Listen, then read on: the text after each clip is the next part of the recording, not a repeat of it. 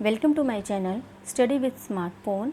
Today we will study chapter number 3 of your English reader book The Road Not Taken.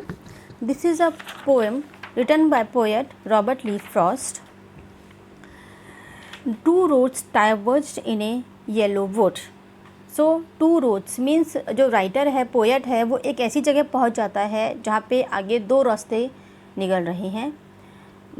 Yellow would means जंगल है, would is जंगल, ठीक है. And yellow is या के पत्ते सारे पीले हो रखे हैं, यानी वो मौसम है जिस मौसम में पत्ते जो हैं पेड़ों के पीले हो जाते हैं. तो इसका मतलब है yellow would and diverge is divided, एक रास्ता आगे जाकर दो में डिवाइड हो जाता है. And sorry I could not travel both, और राइटर जो है, जो पोएट है या जो ट्रैवलर है, वो दोनों पे तो ट्रैवल नहीं कर सकता. तो एज ए ट्रैवल उसे उन दोनों रास्तों में से कोई एक रास्ता चुनना पड़ेगा कि उसे किस पे ट्रैवल करना है. लॉन्ग आई स्टूड मतलब वो बहुत देर तक वहाँ पे खड़ा रहा. And look down one as far as I could, और वहाँ पे खड़ा के वो बहुत दूर तक देखता रहा जहाँ तक उसकी नज़र जाती थी. To where it bent in the undergrowth, यानी कि जहाँ पर वो सड़क का मोड़ मुड़ जाता है, जहाँ तक उसकी नज़र जाती सकती थी, वो उन रोड्स को देखता रहा. Then took the other as just as fair and having perhaps the better claim. तो उसने एक रास्ता चूज़ कर लिया जो उसे फेयर लगा, जो उसे सही लगा, जो उसको ज़्यादा अपीलिंग लगा, वो रास्ता उसने चूज़ कर लिया. Because it was grassy and wanted wear, यानी कि उसने कौन सा रास्ता चूज़ किया जो ग्रासी था. एंड wanted wear मीन्स जो अभी तक जिस पर लोग चले नहीं थे ज़्यादा, क्योंकि जो दूसरा रास्ता था जो ग्रासी नहीं था, यानी कि उसकी तो पत्तियां सारी कुचली हुई थी, और जो रास्ता कम लोगों ने लिया था या किसी ने नहीं लिया था, उसकी ग्रास पूरी थी, प्रॉपर थी, ग्रासी थी वो.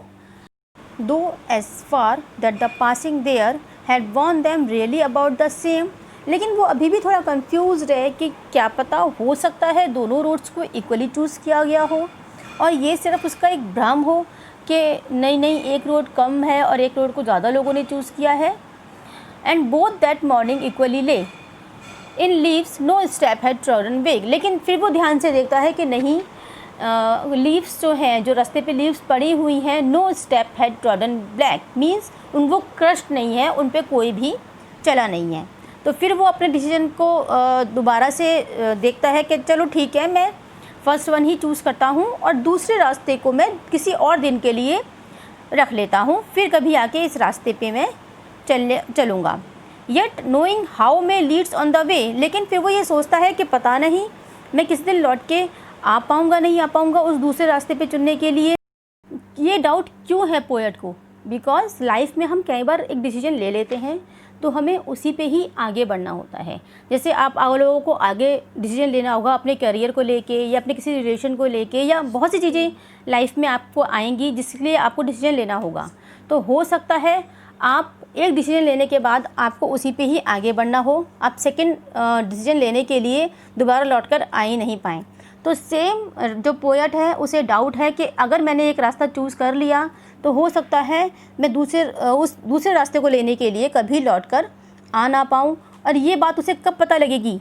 आई shall be taking this with a sigh somewhere ages and ages hence, ये बात उसको कुछ टाइम बाद पता चलेगी, ठीक है. आफ्टर सम टाइम उसे पता चलेगा कि वो वापस आ सकता है या नहीं आ सकता.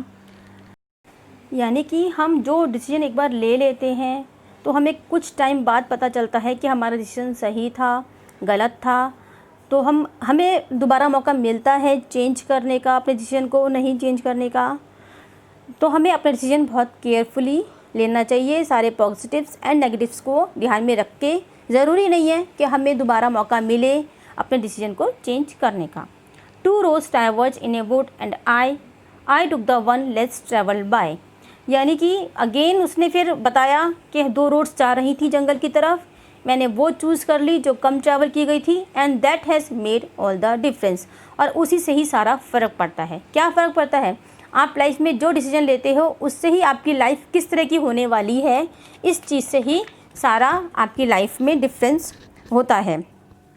हमारा जो टॉपिक है पोएम का क्या है? The road not taken means ये क्वेश्चन मार्क है कि जो रोड हमने ली, जो रास्ता हमने चुना, हमें पता चला कि उस पर आगे जाकर हमें क्या मिला, लेकिन ये क्वेश्चन मार्क रह गया कि जो रोड हमने नहीं ली उस पर क्या था।